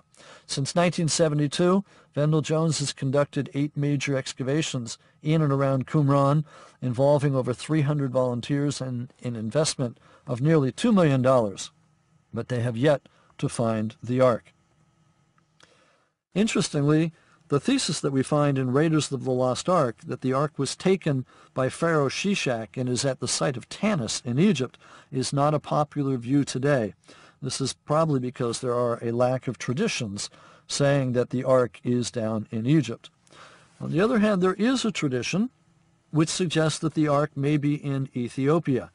Journalist Graham Hancock, in particular in his book The Sign and the Seal, says that the Queen of Sheba and Solomon had a son. In his book he relates this tradition, and that this son went to Ethiopia and with him brought the Ark. This is the man named Menelik. When he went to Ethiopia, he took the Ark with him, and that it eventually reached the site of Axum in Ethiopia. Others have tried to follow this as well, getting to Ethiopia, and have traced this movement of the Ark to one particular church, but nobody is allowed in to see the Ark, if indeed it exists in there. Of course, as we all know, and as the first Indiana Jones movie informed us, the Ark is in a government warehouse somewhere in Washington, D.C., being worked on by experts at this very moment. With that in mind, let us now proceed to our next lecture, in which we will take up the discussion of the divided monarchy, that is the period after Solomon, when Israel and Judah break into separate kingdoms in the north and the south, and proceed upon very different histories. We will begin first with the northern kingdom of Israel. After listening to Lecture 6, a student posed this question to Professor Klein. What are your personal thoughts about the search for the Ark of the Covenant? Let's listen to the professor's response. My own personal take on all of this, on all of the search for the Ark of the Covenant, is frankly that it is a waste of time, money, energy, and resources. If the Ark ever did exist, as it's described in the Hebrew Bible, it is now long gone.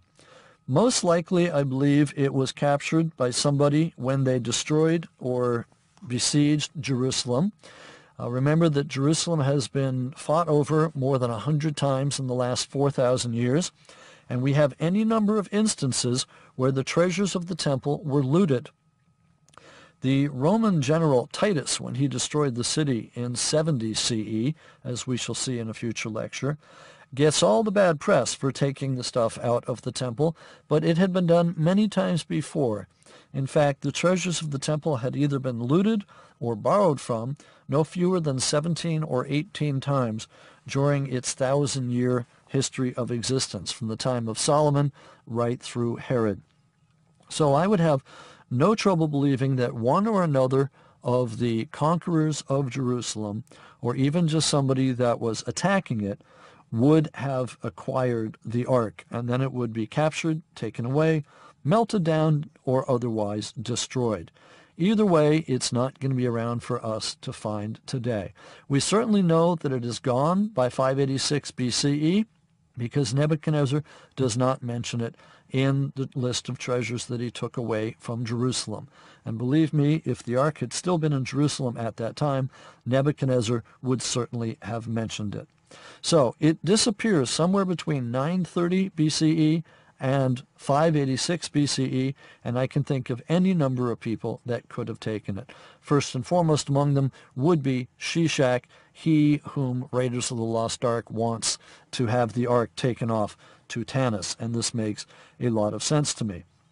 But what it boils down to is that this is one of the searches, like a search for the Holy Grail or anything else of that ilk, that it is probably doomed to failure. Any such expedition is doomed to failure, and frankly, what I would rather see is that the effort and the time, and especially the money, could be put to much better use by using them for real excavations, that is, excavating at Hatzor or Megiddo or Afek or Safi or Gath, any of the real excavations that are ongoing today that can use time, money, and commitment, and that are not searching for a needle in the proverbial haystack. So, like the search for Noah's Ark, I think the search for the Ark of the Covenant is almost always going to be doomed to failure, and I would much rather see everything be put into real excavations. Of course, if the ark is ever found, I'll be content to eat my words, but I don't really think that is going to happen anytime in the near future. This ends Lecture 6. If you borrowed this course from a public library and would like your own copy of the course guide for future reference, call Recorded Books at 1-800-636-3399 and we'll send you a free copy. A shipping charge will apply. A History of Ancient Israel, Lecture 7. The Kingdom of Israel and the Omrid Dynasty. In this lecture, we'll take a look at the Kingdom of Israel and the Omrid Dynasty. In fact, this entire section now we are going to be looking at the kingdoms of Israel and Judah, because following the death of King Solomon, the united monarchy dissolved and split into the divided kingdoms of Israel in the north and Judah in the south. The Omrid dynasty was the most infamous family to rule Israel, especially in the view of the biblical writers. But then the expansionist ambitions of the Neo-Assyrians from Mesopotamia in the 8th century BCE spell an end to the kingdom of Israel and gave rise to the tradition of the 10 lost tribes. It is these topics with which we will be dealing in this lecture. When Solomon dies, his successor comes to the throne, his son Rehoboam, and in his rule, in the rule of Rehoboam, the first theme, or rather the first question that he faces, is whether or not he can hold the kingdom together. That is quickly answered when the north breaks away. The Israelites in the north declare emphatically, "Your father, Solomon, made our yoke too hard." When the Israelites in the north asked Rehoboam to lighten the burden or the load that Solomon had imposed on them, Rehoboam asked for 3 days to think about it. And then he took counsel with his closest advisors. Rather than decreasing the burden on the north, he increased it. And so what happened next is no surprise. The northern tribes of Israel break away, and we get the kingdom of Israel in the north and the kingdom of Judah in the south. And thus, the Jerusalem-based kingdom, which had been established by David and held together by Solomon, splits apart following Solomon's death in about the year 930 BCE. In its place, we get 2 small kingdoms, that are going to exist alongside each other for approximately 200 years. The northern kingdom reverts to the name Israel, is centered in the hill country north of Jerusalem. The southern kingdom, which took the name Judah, was centered in the southern hill country, encompassing Jerusalem and extending southward to the Negev. So this was the end of the personal union that was achieved by David and Solomon. The two city-states of Judah and Israel broke apart, and there is no serious attempt to reestablish their union. In part, this is not too surprising, because it was the sheer force of personality, one could argue, of both David and Solomon that had held them together for so long. So the golden age of Israel was less than a century. And after that, after this period, we have to discuss the northern kingdom of Israel and the southern kingdom of Judah separately. In this lecture, we will focus in on the northern kingdom of Israel. But the two do remain linked. Rehoboam went back to Jerusalem, and the Israelites made Jeroboam king of Israel. We are then told that the Pharaoh of Egypt came up to campaign.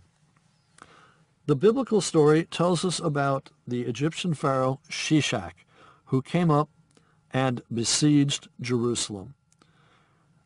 The Egyptian accounts, the extra-biblical accounts, talk about a pharaoh named Shoshank. Note the similarity between Shishak and Shoshank.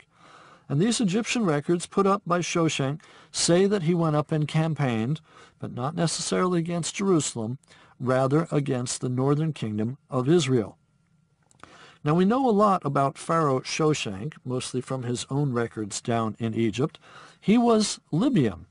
He was a Libyan mercenary who founded the 22nd dynasty of Egypt and ruled from about 945 down to 923 BCE. So he comes to the throne towards the end of Solomon's rule and at the beginning of the rule of Rehoboam of Judah and Jeroboam of Israel, those two both coming to the throne after the death of Solomon. Shoshank left behind on the wall of a temple in Karnak, down in Egypt, an impressive list of cities that he claims to have captured. In fact, the cities are all located in the region that we would call Israel and Judah. According to this inscription, not only the city of Megiddo, but also Tanakh and Shunem and other cities in the Jezreel Valley, along with a large number of additional towns in Israel and the Negev, fall victim one after another to the victorious Egyptian army.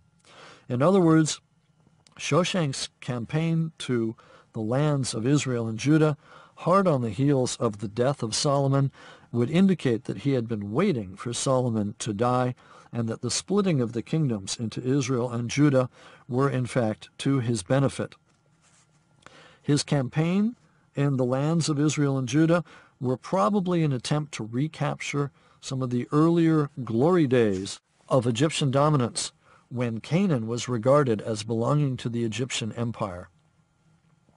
However, since one cannot always believe the evidence put forward by Egyptian pharaohs, we should ask, is there any truth to this campaign that Shoshank records down on his temple in Egypt? In particular, did he capture Megiddo? Well, at Megiddo itself, a stone was found, part of a 10-foot tall inscription, and on that stone is carved the cartouche of Shoshank. Moreover, this type of a 10-foot tall inscription is the type that is put up at a city where the Egyptians not only captured it, but then occupied it. So, down in Egypt, Shoshank claims that he captured Megiddo, and up at Megiddo, there is a part of an inscription indicating that Shoshank did in fact capture the city. So, it looks like Shoshank is telling the truth.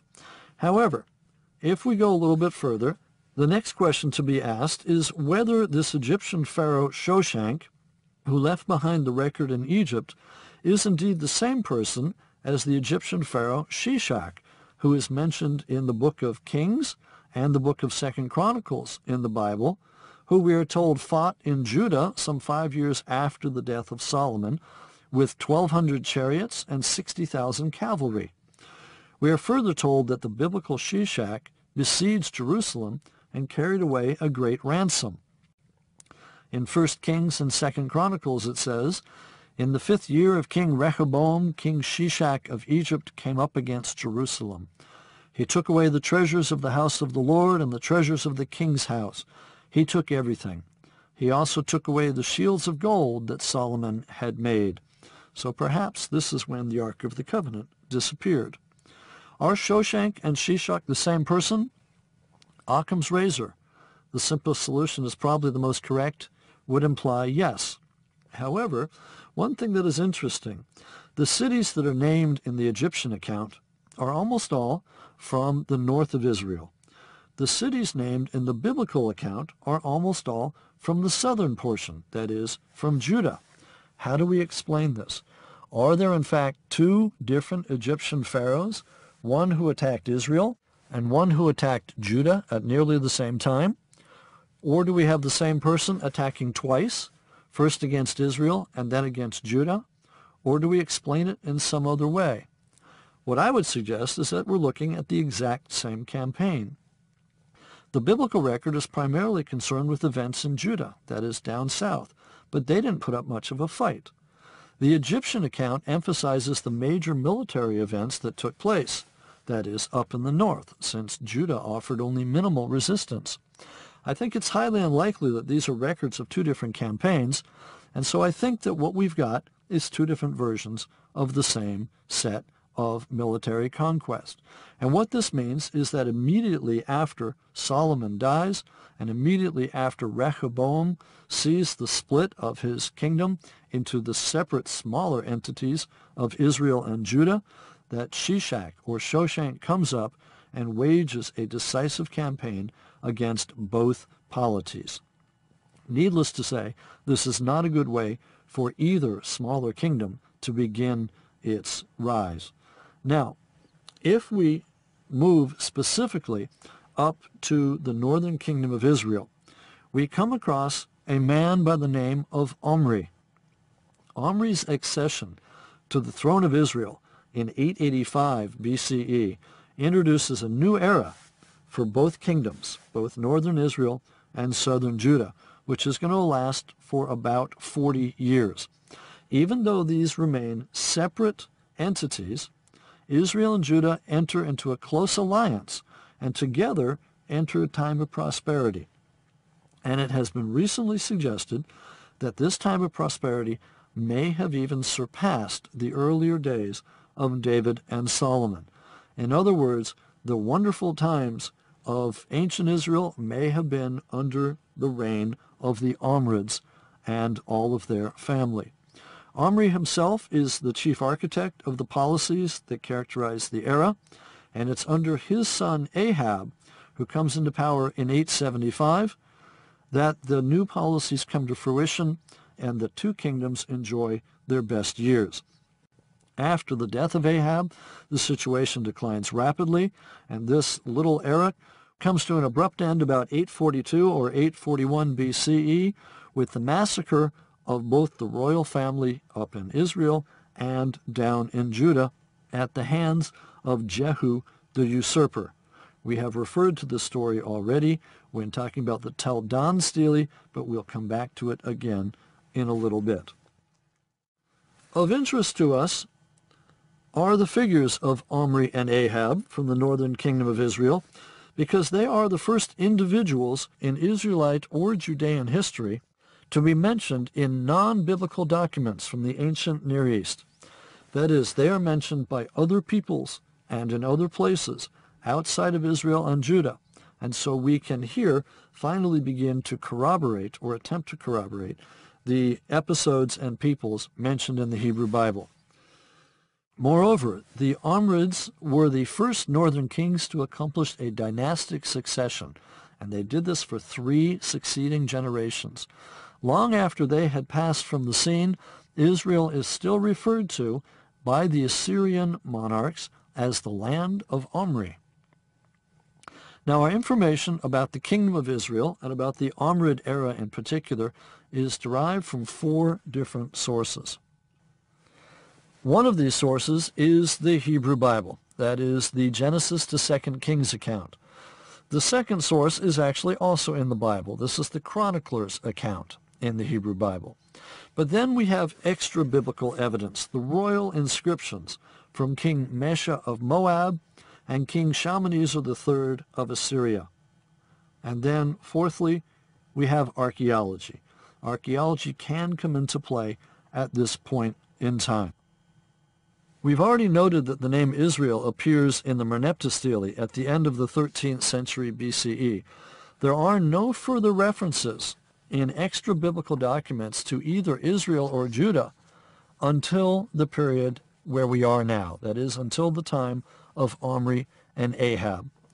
Now, at this time, we begin to get inscriptions such as the one known as the Mesha inscription, or the Moabite stone. This is a commemorative inscription written in Moabite, which was discovered in 1868 on the east side of the Dead Sea, near the ruins of ancient Dibon. Unfortunately, the inscription was broken into pieces very soon after its discovery, but later was reconstructed almost completely. We learn from the inscription that it was commissioned by King Mesha of Moab, apparently late in his reign, and in connection with the dedication of a sanctuary to the Moabite god Chemosh. The inscription recounts the deeds of this King Mesha, who ruled Moab during the 9th century and who is in fact mentioned in the book of 2 Kings. The text looks back over Mesha's career and reports what he thought were the main accomplishments of his reign. In particular, he mentions Omri, king of Israel. It seems that Mesha was especially proud of having brought Israelite dominance over Moab to an end, and that he was additionally proud of having recovered from Israel all of the Moabite territory north of the ancient city of Madaba. In this inscription, it is written as follows: I am Mesha, son of Chemosh Yati, king of Moab, the Dibonite. My father reigned over Moab 30 years, and I reigned after my father. And I built this high place to Chemosh at Quarho, because he saved me from all the kings, and caused me to triumph over all my adversaries. Omri, king of Israel, humbled Moab many days, because Chemosh was angry at his land. And his son succeeded him, and he also said, I too will humble Moab. During my days he said this, but I have triumphed over him and over his house, and Israel has perished forever. Omri had occupied the whole land of Madaba, and he dwelt in it during his days, and half the days of his son, 40 years, but Chemosh dwelt there in my days. So Mesha mentions Omri, claims the land of Israel has perished forever. That may have been a little optimistic, but nevertheless we have here one of the first mentions of an individual from outside the Bible. We also have other inscriptions, such as the so-called monolith inscription of Shalmaneser III, which dates back to 853 BCE. These inscriptions report Assyrian activities, the Assyrians being in what is now the modern country of Iraq. And here, Shalmaneser III, who rules from 858 to 824 BCE, in the 6th year of his rule, he is going to campaign down into Israel. In fact, he not only campaigns there in his 6th year, but again in the 10th, 11th, 14th, 18th, and 21st years of his reign. We can date these, and we know that his invasions into Israel date from 853 BC on. The first campaign is described in some detail, and it is this campaign that appears in the so-called monolith inscription. It appears along with a figure of Shalmaneser himself in relief, and it was discovered way back in the mid-1800s in present-day Iraq. We learn from this monolith inscription that a coalition of kings from Israel and surrounding areas fought against Shalmaneser, and that they apparently halted his march in the vicinity of a place called Karkar, which is a city on the Orontes River. Listed among the defending kings is Ahab the Israelite, that is the son of Omri. who is credited with deploying 2,000 chariots in the battle. Listen now to the words of Shalmaneser III. I approached the city of Karkar. I razed, destroyed, and burned the city of Karkar, his royal city. 1,200 chariots, 1,200 cavalry, and 20,000 troops of Hadad-ezer of Damascus. 700 chariots, 700 cavalry, 10,000 troops of Irhulim, the Hamathite. 2,000 chariots and 10,000 troops of Ahab the Israelite. And he goes on to name a number of other people and all of their troops. And then he continues, I decisively defeated them from the city of Karkar to the city of Gilzau. I felled with the sword 14,000 troops, their fighting men. Like Adad, I rained down upon them a devastating flood. I spread out their corpses, and I filled the plain. I felled with the sword their extensive troops. I made their blood flow in the wadis. The field was too small for laying flat their bodies. The broad countryside had been consumed in burying them. I blocked the Orontes River with their corpses, as with a causeway. In the midst of this battle, I took away from them chariots, cavalry, and teams of horses. Now, the monolith inscription was composed fairly early in Shalmaneser's reign, and it doesn't cover his later campaigns. For these, we must turn to other inscriptions, which record his deeds later in his reign. For example, in something called the Black Obelisk, which dates to 838 BCE, we are told that Shalmaneser III marched all the way to Damascus in Syria with no serious opposition at this time, and that he besieged the city but doesn't actually take it. Then he marches into Israel, where he collects tribute from Jehu, the general who usurped the throne of Israel from the Omrids in about 841 BC. And here he says, and I quote, tribute of Jehu, son of Omri, silver, gold, a golden saplu bowl, a golden vase with pointed bottom, golden goblets, pitchers of gold, tin, staffs for the hand of the king, javelins I received from him. Now, Jehu is not actually the son of Omri. Jehu is the usurper who does away with the house of Omri, and yet look what's happening already. The Omrids are so famous that they are referred to, even though they're not in existence anymore, and the land of Israel is going to be referred to as the land of Omri. It is into this context, then, that we can place the Tel Dan inscription that we talked about in an earlier lecture. This is the fragment that dates to 841 BCE and was probably put up by King Hazael of Aram when he came through and destroyed this area. These are the fragments that were found in 1993 and 1994 at the site of Tel Dan in northern Israel, the ones that mention the house of David, the Beit David. Now, in the other inscriptions that we just talked about, they mention individuals, Omri, Ahab, Jehu. Now we have Beit David, the house of David. So what we now have for the first time is a series of external references to people from sources outside the Bible that mention not only individual kings, but also the house of David. So we are now finally, in the early years of the first millennium BCE, in a position where we can use the biblical account and extra-biblical account as well as archaeology to corroborate some of the events. And this is where I, for one, start feeling more comfortable because we now have at least 3 independent sources that we can work with. Speaking of archaeological evidence, the archaeology that has been unearthed to date reveals that the Omrids far surpassed any other kings in either Israel or Judah as both builders and administrators. In a sense, theirs really is the first golden age of the Israelite kings, at least the golden age that we can identify through archaeology. And yet in the Bible, the description of the Omrid kingdom is quite sketchy. There's mention of elaborate palaces at Samaria and Jezreel, but there's almost no reference to the size or the scale or even the opulence of their kingdom.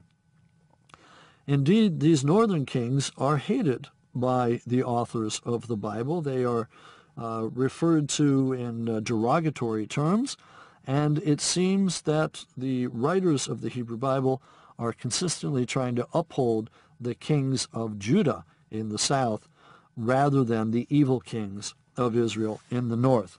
And yet, the kings to the north, that is the Omrids, seem to be rather amazing.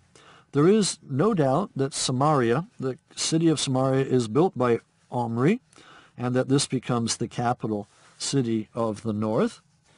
And when the site of Samaria was first excavated back in 1908 by Harvard University, it revealed the splendor of Omri's buildings. It was further explored in the 1930s by a joint team, and there we got additional ideas of just how splendid this site was. Even today, the site of Samaria is rather impressive. It's in a rich agricultural region, and from here we've got numerous buildings and other architectural remains. It was apparently conceived from the start as the personal capital city of the Omrid dynasty, and as such reveals grandiose architecture from the time of Omri and Ahab. We also have other instances of the architecture of the Omrids, but some of these are a little bit harder to identify. Indeed, the gates, the chambered gates built at Hatzor and Gezer and Megiddo, to which we referred in a previous lecture as Solomonic, and which for the longest time were identified as part of Solomon's grand building plan, have now been redated by some archaeologists to the time of Omri and Ahab, that is, the time of the kingdom of Israel. This is still open to debate, but everything that we see, the six-chambered gates at each of these cities, as well as some of the palaces at Megiddo, for instance, and perhaps even the so-called stables at Megiddo, might have to be redated from the time of Solomon in the 10th century to the time of Ahab and Omri in the 9th and perhaps even into the 8th centuries BCE. Perhaps the most impressive engineering achievements linked to the Omrids are the enormous underground water tunnels cut through the bedrock beneath the cities of Megiddo and Hatzor. These tunnels provide the city's inhabitants with secure access to drinking water even in times of siege, and this, in the ancient Near East especially, was a critical challenge, because while important cities are surrounded by elaborate fortifications that allowed them to withstand an attack or a siege, they seldom had a source of fresh water within their city walls. By creating these ancient tunnels, the inhabitants could climb down and then out and reach the water underground while safe from an attacking enemy. So it seems, in the light of fairly recent evidence, that we might have to rethink some of our basic hypotheses, and many of the building activities that were previously attributed to King Solomon may in fact have to be reassigned to the Omrids, that is, Ahab and Omri of the northern kingdom of Israel. At Hatzor, for example, some of the architecture may actually date to these later kings. Again, at Megiddo, others as well. So this is currently an ongoing controversy which perhaps only future excavation may solve. Both archaeologically and historically, the redating of the architecture at sites like Hatzor and Megiddo and Gezer from Solomon's time to the period of the Omrids has enormous implications. It removes the only archaeological evidence that there really was a united monarchy and suggests that David and Solomon may have been little more than hill country chieftains. On the other hand, it shows that despite the biblical emphasis on the evil kings of Israel, that they may have in fact been ruling over a golden age. In other words, archaeology at the moment may be showing that our idea of David, Solomon, and the kingdoms of Israel and Judah following them may have in fact been topsy-turvy. We don't know what the final solution is going to be. We have to do more investigation, more archaeology, and more research. One thing, however, is clear. The kingdom of Israel and then the kingdom of Judah after it are going to be at the mercy of a new set of empires that are emerging elsewhere in the ancient Near East. The first of these large empires is the Assyrians, the Neo-Assyrians to be specific. We've already met them in the form of Shalmaneser III, But now they come back more fierce and more determined than ever, particularly in the form of Tiglath-Pileser III, whom the Bible calls Pul, P-U-L, and who ruled 744 to 727 BCE. For a little over a century, the Assyrians are going to dominate life in the Middle East, and Israel, as an independent kingdom, is going to cease quite early in the period of Assyrian domination. The capital city of Israel, the capital city at Samaria, is captured in the year 722 BCE, and Israelite territory is subsequently incorporated into the Assyrian provincial system. Indeed, at Megiddo, one of the cities looks like it was simply lifted up from Mesopotamia and placed on top of the mound at Megiddo. The inscriptions of Neo-Assyrian kings like Tiglath-Pileser mention again rulers from our region. For example, one inscription of Tiglath-Pileser says, quote, "I received tribute from Menahem of Samaria. Like a bird, alone he fled and submitted to me." Now, we get such extra-biblical inscriptions, and we are able then to hold them up against the story as told in the Hebrew Bible. For example, 2 Kings and 2 Chronicles are the primary biblical sources we've got for this period of Israelite history. We learn from the narrative in 2 Kings that 4 of Israel's final 6 rulers were assassinated, and that the 5th died from nonviolent causes, while the 6th apparently ended life in Assyrian exile. In other words, it was not good to be a king of Israel during its final years. We are able to look at other inscriptions. One example where we can corroborate the account in the Hebrew Bible with the inscription of Tiglath-Pileser III, for example, can be found in the book of 2 Kings 15, where it says, "In the 39th year of Azariah, king of Judah, Menahem the son of Gadi began to reign over Israel, and he reigned 10 years in Samaria. And he did what was evil in the sight of the Lord. He did not depart all his days from all the sins of Jeroboam the son of Nebat, which he made Israel to sin. Pul, the king of Assyria, came against the land, and Menachem gave Pul 1,000 talents of silver, that he might help him to confirm his hold of the royal power." Now, you'll remember that Pul is the biblical name for Tiglath-Pileser III. So Tiglath-Pileser III, in his own inscriptions, says, "I received tribute from," among other people, "Menahem of Samaria." And here now we have the confirmation in the biblical account. And Tiglath-Pileser mentions other people as well. In fact, he says that he took tribute from Jehoahaz of Judah. So, not content with going up against the northern kingdom of Israel, the Neo-Assyrians under Tiglath-Pileser III actually campaigned against the southern kingdom of Judah as well. Now, we are further told in the Hebrew account, "In the days of Pekah, king of Israel, Tiglath-Pileser, king of Assyria, came and captured," and then it names a number of cities, and ends saying, "and he carried the people captive to Assyria." What are we talking about here? We are looking at the beginnings of the deportations. The Neo-Assyrians loved, when they captured a new country, to deport its people, carry them off somewhere else, and place them elsewhere in their empire, and in their stead place different peoples. The idea being that people are less likely to rebel if they are living far, far, far from their native land, and that one can control them more easily.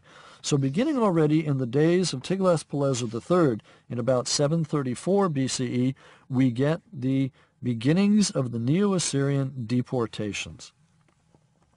These are going to continue, these deportations, through the reign of Shalmaneser V, from 727 to 722 BCE, and even down into the reign of his successor. So we get a series of deportations during the reign of Shalmaneser V and his successor Sargon II, and in the years 722 and 721 BCE, the northern kingdom of Israel as we know it essentially ceases to exist. We have the description from Sargon II, dated to 722, 721, 720 BCE, which says, I besieged and conquered Samaria. I led away as booty 27,290 inhabitants of it. I formed from among them a contingent of 50 chariots and made the remaining population assume their social positions. I installed over them an officer of mine, and I imposed upon them the tribute of the former king. This goes well with the account found in 2 Kings, in the book of 2 Kings. And what we get, in essence, is by the year 720 BCE, the northern kingdom of Israel has ceased to exist, and it has been incorporated into the Neo-Assyrian Empire. What happened to the people that were living in the northern kingdom of Israel? They are carried off into exile. They are deported. How many people? Well, we've seen, at the very least, more than 27,000 people in one fell swoop. And in the larger scheme of things, we're talking about 10 of the 12 tribes that we've got in Israelite history. These are the famous 10 lost tribes. They are carried off into exile, never to be seen again. Where are the 10 lost tribes today? Who knows? They have been located in North America, in England, in India, and every place in between. Like the Ark of the Covenant and like Noah's Ark, I think that we are going to be hard-pressed to ever find the 10 lost tribes, and yet the quest to locate the 10 lost tribes is still ongoing today, and numerous books are published every decade claiming that they have found the lost tribes or know where to look. For our purposes, though, what we're interested in is the fact that the northern kingdom of Israel ceased to exist only about 200 years after it had been born, and that after it ceased to exist, it is the southern kingdom of Judah that will rise to prominence. It is this rise to prominence of Judah that we will look at in the next lecture. This ends Lecture